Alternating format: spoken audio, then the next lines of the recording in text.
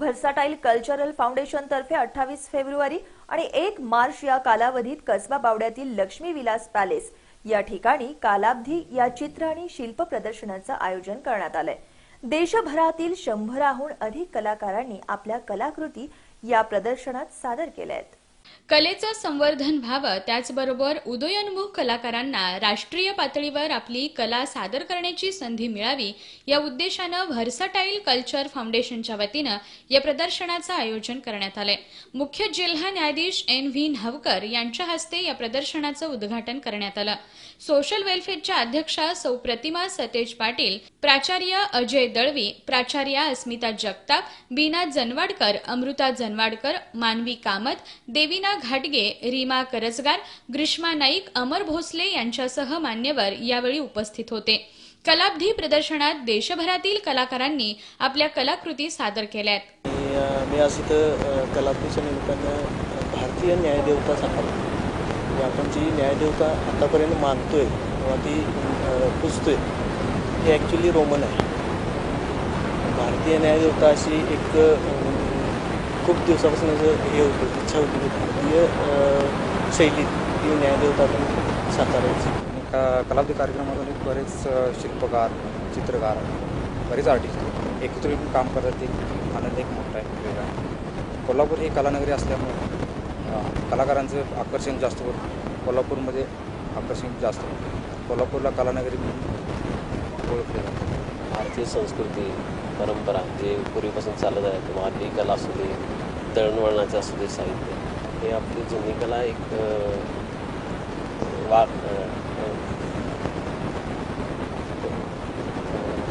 परंपरा आपली वागण्याजोगी आहे, ती लोकांसमोर पुन्हा एकदा मला दाखवायची होती।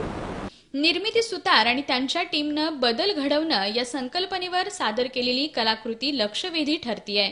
सो रिव्हिटलाइज म्हणजे बदल घडवणे। जोपर्यंत आपण स्वतःमध्ये बदल घडवत नाही तोपर्यंत आपण सोसायटीचा बदल घडवू शकत नाही, आणि म्हणूनच आम्ही हे आर्टिफॅक्ट प्रस्तुत करत आहोत। याच्यामध्ये असं आहे की हे फेस आहे आणि त्याचे 5 भाग केलेले आहेत। तर याच्या डोळ्यामध्ये बघितल्यानंतर स्वतःमध्ये बघण्याचं जे एक फिलिंग आहे ते येतं।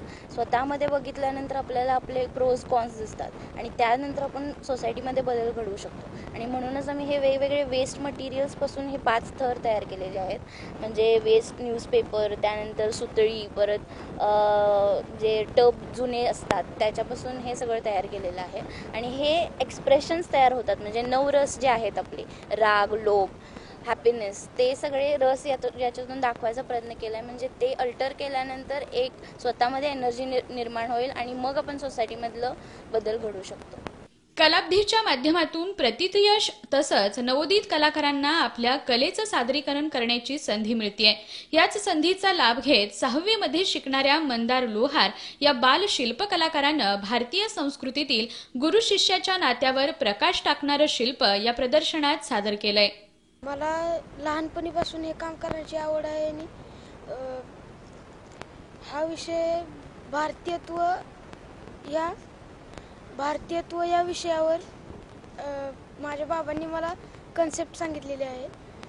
म्हणजे आपल्या भारतात अशी एक पद्धत आहे की जो आपल्या गुरु शिष्याच्या नात्यात एक जो नातं तयार झालेलं असतं गुरु शिष्य या दोघांच्यात, तशा प्रमाणे हे मी बनवलेलं आहे।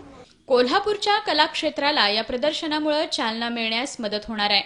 आज कलाब्धीच्या प्रदर्शनासाठी आल्यानंतर खूपच समाधान झालं। अशा प्रकारची एक जबरदस्त श्रेणी असलेली एक व्यवस्था इथं आहे आणि खूप नाविन्यपूर्वक चित्र इथं बघायला मिळतात। ही आपल्या सर्वांची खूप चांगली गोष्ट आहे, कारण नव्याने होत असलेल्या ह्या जाणीवा प्रत्येकापर्यंत पोहोचल्या पाहिजेत असं मला वाटतं। कलेच्या क्षेत्रात कोल्हापुरामध्ये हा एक मानाचा तुरा असेल। या टीमने जो काही इथं प्लॅटफॉर्म क्रिएट केला आहे ह्याच्यामध्ये नॅशनल लेवलचे आर्टिस्ट आणि त्याच्याबरोबर आपण आता इथे सगळीकडे बघतोय एक 6वीतला मुलगा सुद्धा पार्टिसिपेट करतोय। तर त्याला इतक्या लवकर ह्या प्लॅटफॉर्मवर स्वतःला दाखवता आलं म्हणजे किती म्हणजे वैविध्य आहे ह्याच्यामध्ये। सगळ्या कॅटेगरीज आहेत, इन्स्टॉलेशन्स आहेत, पेंटिंग्स आहेत, स्पॉट पेंटिंग्स आहेत आणि स्कल्पचर आर्टिस्ट आहेत। सगळ्या लोकांना ह्याच्यामध्ये आज सहभाग घ्यायला मिळाला. कलाकारांसह कला रसिकांसाठीही पर्वणी ठरणारं हे प्रदर्शन 2 दिवस चालणार आहे.